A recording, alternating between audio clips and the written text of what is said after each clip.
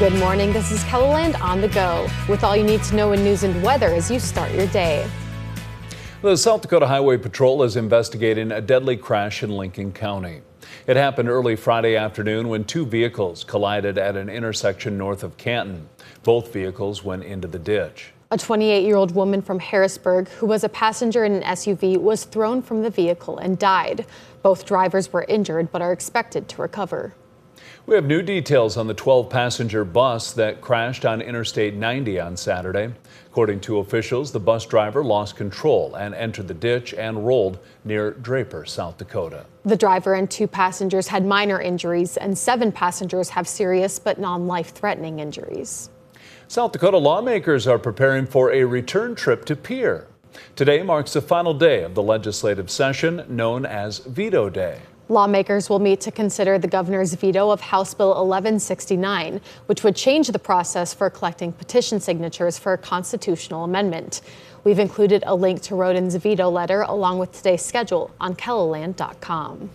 Now let's get a check of our forecast with meteorologist Scott Munt. A bit chillier out there than last week, Scott. I expect a cool day for today. Temperatures below average. We'll have many locations in the 40s this afternoon. We could have a couple of areas stuck in the 30s. From Watertown, Brookings areas to the east and southeast, we'll see temperatures in the middle to upper 30s. Near 50 today in Rapid City, and our forecast high in Yankton is for 50. Brian will have more details on your forecast coming up. Thank you, Scott. Northern State will officially introduce Matt Wilbur as its new men's basketball head coach. And you can stream the news conference on Keloland.com at 11 a.m. Wilbur comes to Aberdeen after most recently serving as an assistant coach with the Phoenix Mercury in the WNBA. Prior to that, the South Dakota native spent 11 seasons as the head coach at Dakota Wesleyan.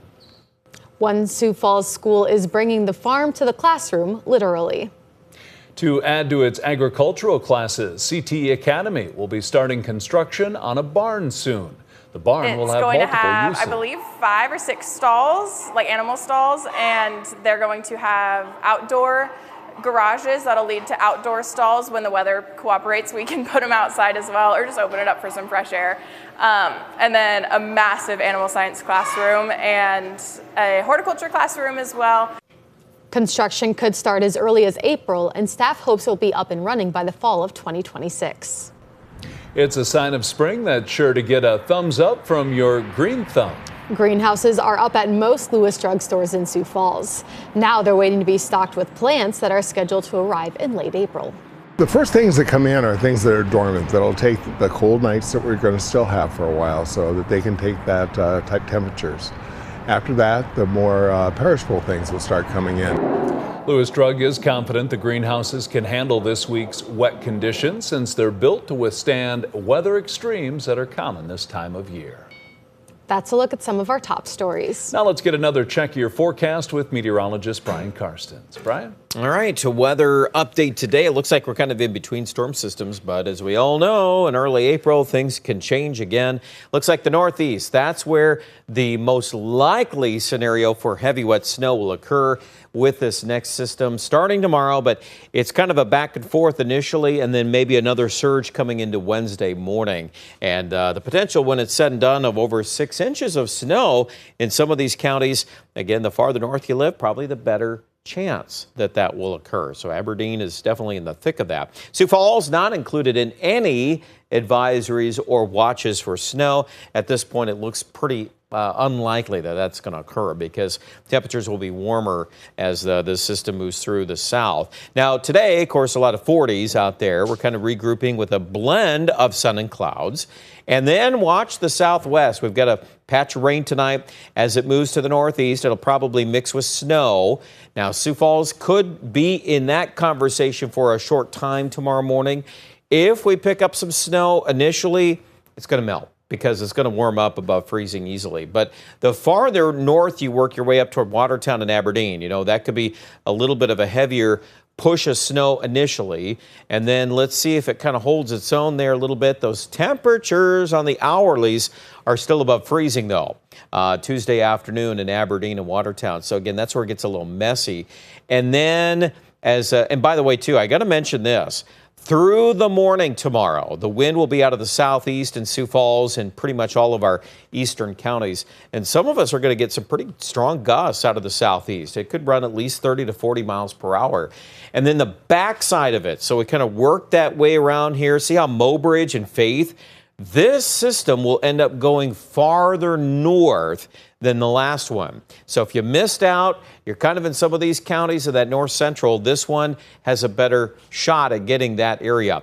Now, Sioux Falls may end up seeing maybe some rain here initially, but remember too that some of this that I'm showing you on Futurecast, that could be pushed to the north and west here a little bit more. So let's keep that door open for that. Whatever we've got falling in Sioux Falls on Wednesday, it's going to be very blustery, colder day.